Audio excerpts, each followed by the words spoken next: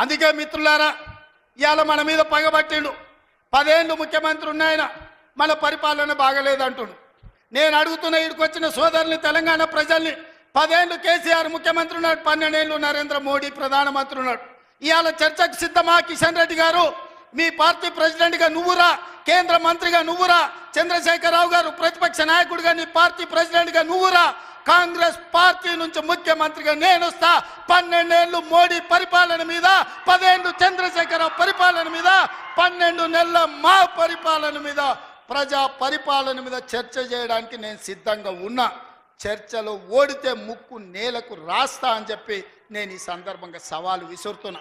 ఇవాళ నేను అడుగుతున్నా, మాకు అవకాశం వచ్చింది, మా జిల్లాకు అవకాశం వచ్చింది, మేము ఎవరినో అడుక్కోవడం, ఎవరి ముందల్లో చేయి దాచడం కాదు. ఇవాళ మా పాలమూరు జిల్లాకే ఒక అవకాశం వచ్చింది. మా ప్రాజెక్టులు మేము పూర్తి చేసుకోవద్దా? మా మక్తల్ నారాయణపేట కొడంగల్ ఎత్తిపోతల పథకాన్ని మేము కట్టుకోవద్దా? మా పాలమూరు రంగారెడ్డి పూర్తి చేసుకోవద్దా?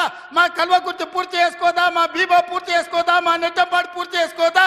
మా కోయల్ సాగర్ పూర్తి చేసుకోవద్దా? మా జూరాల పూర్తి చేసుకోవద్దా? మా తుమ్మిళ్ళ ప్రాజెక్టు పూర్తి చేసుకోవద్దా? మా ప్రాంతం అభివృద్ధి చెందొద్దా అని చంద్రశేఖరరావుని అడుగుతున్నా.